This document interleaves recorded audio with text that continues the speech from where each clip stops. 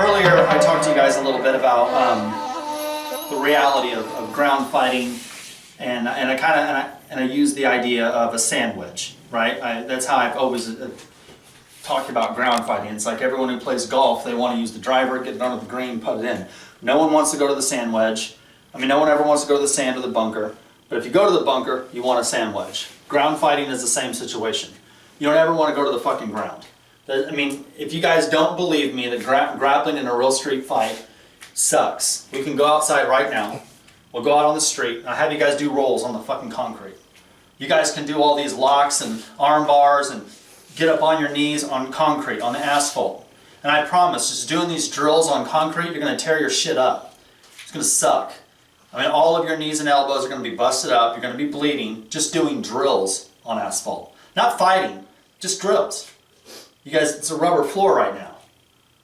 Do you know what I'm saying? So just, you do not want to get down there if you don't have to. But we want to have the skills in case we do get down there to be able to overcome the situation, right? Now, once you guys are grappling today, I want you guys to try to do the things that you guys have been taught. You know what I'm saying? We've done locks from the top. We've done locks being in the bottom. We've done leg locks. We've done arm locks with our legs. And we've done arm locks to their legs. You guys have done reversals. We've done counter reversals where they throw you, you turn that into a situation. We've done lots of things that can be translated into what we call randori. Now, some of you guys are really new, that you guys are new here, and some of you guys have like not that much grappling experience at all.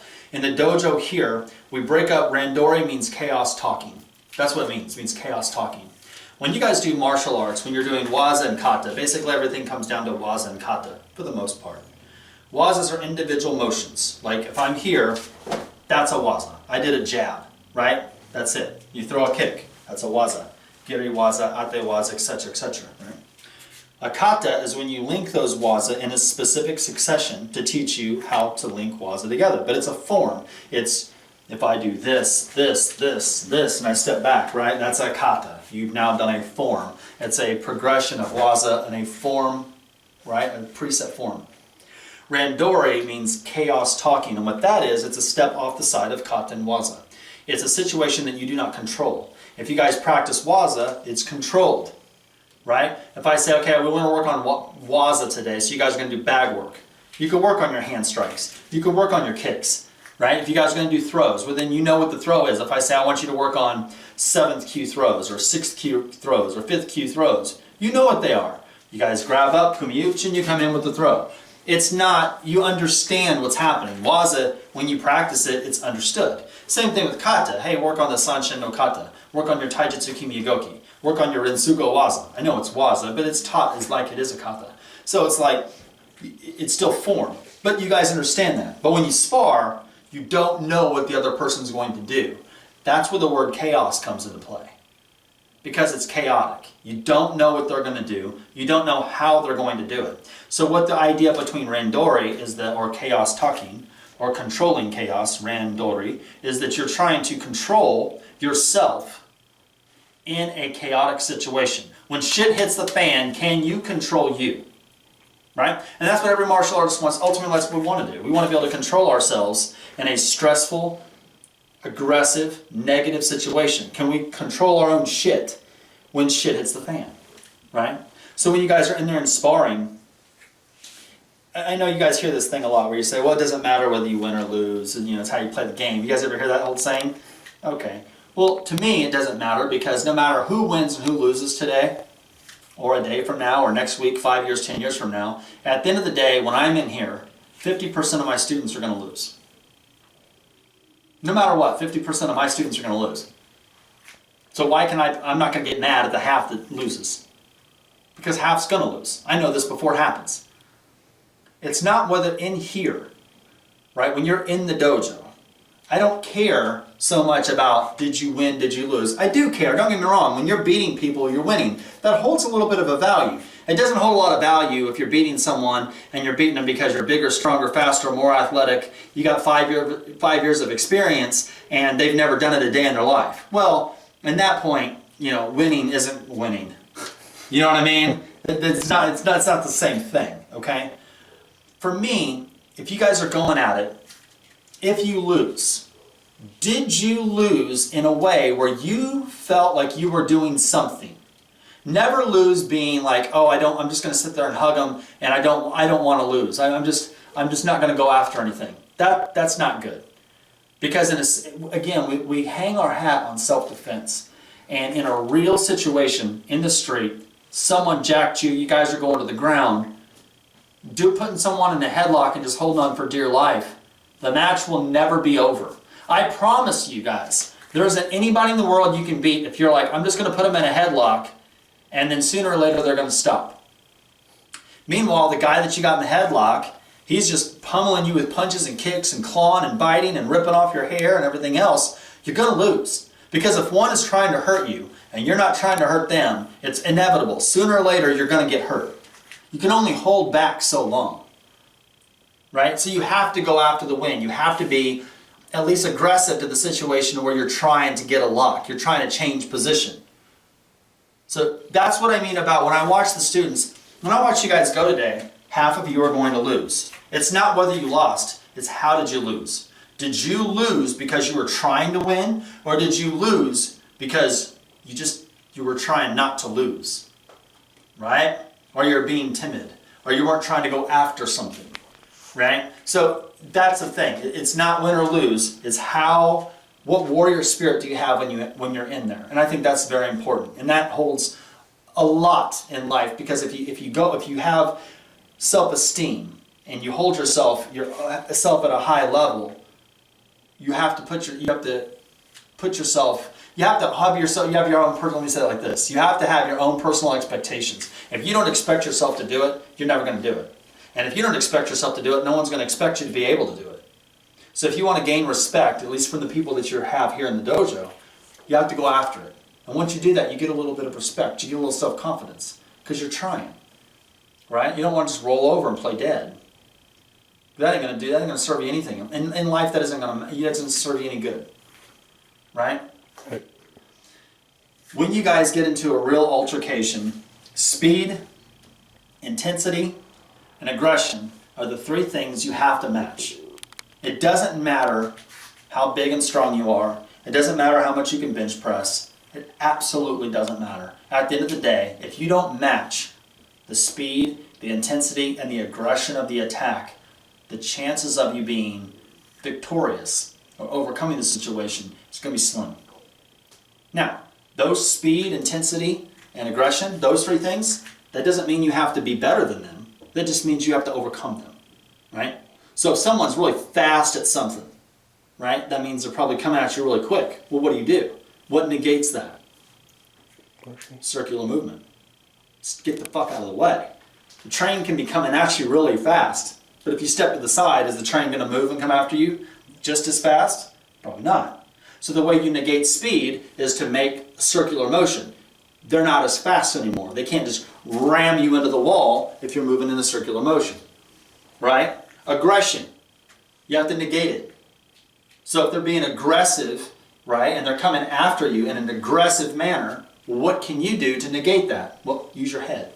If there's a car between you two, or if there's a shopping cart or a tree, or maybe if you have a cup of water and you throw water in their face or something, that aggression is going to have to change, because aggression is a mentality. Aggression is a mindset.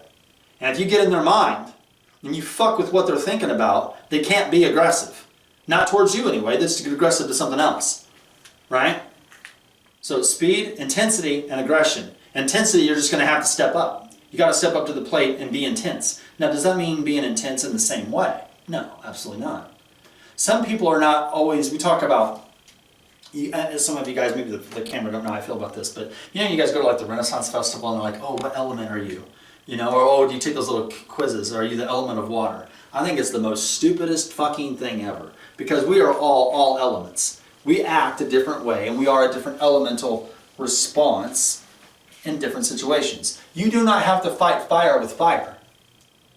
You just have to make sure that their fire, their intensity, does not beat the intensity that you throw out. You can beat fire with water. right? You could be anything. You could be any type of element that you and any exude any energy you want to be, but you have to make sure that their intensity doesn't beat your intensity. You need to step up to the plate and handle your business. That's what that is. Speed, intensity, and aggression. And no matter what, if you can do those three things or negate those three things from them, you have a higher probability of winning. Now, when we look at the modern day, martial arts, all martial arts schools, I don't give a shit whether it's Korea, China, Japan, American martial arts, so on and so forth. The dominant part of martial arts is training with your hands and feet. Punch, punch, kick, kick, right? Okay. No, I don't care who is in front of me.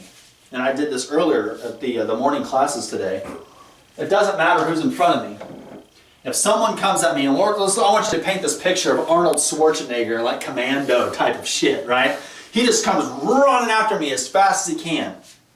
It doesn't matter how big and strong he is, because this knife gives me a tactical advantage over his size and strength. The faster he runs at me, the faster this goes into his gut. It doesn't matter how big he is, he's still 80% water. That is a fact. So when you guys are dealing with empty-handed fighting this situation, what we're doing today, that's a certain situation. Or when you're empty-handed and they have a weapon, that's martial arts. That's what we're training for. But you also want to train with a knife, guns, etc. But this, in a close quarter combative situation, takes away every advantage that they could possibly give you physically. Maybe not tactically, that's different, but physically. So any student of the Budo Rukai, I don't care whether you're a white belt all the way to black belt, I think every student should be carrying a goddamn knife. Even if it's just a short little pocket knife. You would be, and not every time you use a knife on someone in a self-defense situation, you gotta kill them. You know what I mean? Jamming the shit into their fucking leg a few times, might stop them from coming after if they see their leg busted up and bleeding everywhere, that might slow them down a little bit. You know what I mean? So, you have to be able to think realistic in a self-defense situation. But that's where modern technology comes into play, right? Let's take the same idea of commando, right? It's Arnold Schwarzenegger, big dude, and here he is, and he's over on the side of the room over there, and he's got a gun. Let's say he's got a Beretta. He's right over there, and he's got a gun. So who has the advantage? This big, strong, Navy SEAL looking bodybuilder with a Beretta, or a 12-year-old kid right here with a Beretta? Then the 12-year-old knows how to shoot the gun. Is there an advantage? Because the firepower, the aggression, and the intensity comes from the weapon itself. They both have the same weapon. This is where fucking cowards, that's why cowards carry guns. That's why cowards do shit like that and they try to shoot people, because in reality, if they had to do it with their hands, they wouldn't do it. It's why we don't live in a world full of warriors anymore, for the most part. We live with a world full of politicians that tell warriors what to do, because none of them have the balls to go and do something in their own self. Right? No, I'm not trying to get political, but it's just the goddamn truth. Right? So, when you guys are training, these techniques, they have to get you to a point. Granted, if you were doing Brazilian Jiu-Jitsu or MMA, then you're trying to win. I want you guys to think, we're doing this today to set a set of skills, to be able to get you in a situation where maybe I'm doing this last drill. You guys were push, you get on top, punch, you get the arm bar, maybe you can get a lock, and that gives you the opportunity to pull your knife, push them away, and get in a position where you now can control the situation. Get in the car, lock the door, right? Because beating your opponent is irrelevant. In a real life situation, it doesn't matter if someone tries to get you in a real life situation, they grab you in the Walmart parking lot, right? Beating their ass doesn't serve a purpose. Because the goal is to go home one more time to your family, seeing the people that you love. That's what's important. Not sitting there beating Bob's ass, whatever the fuck his name is. Who gives a shit? Just do something quick to get in the car, lock the door, go about your business, right? But understand the threat. Understand what the techniques are for. We have to train in every area possible, whether it's empty hand to empty hand, blade to blade, projectile to projectile, or any other variation possible. Our goal, our whole purpose as martial artists, is to not have a weakness, right? And if we are good with our hands and feet, and they aren't, we have a definitive advantage that they don't, right?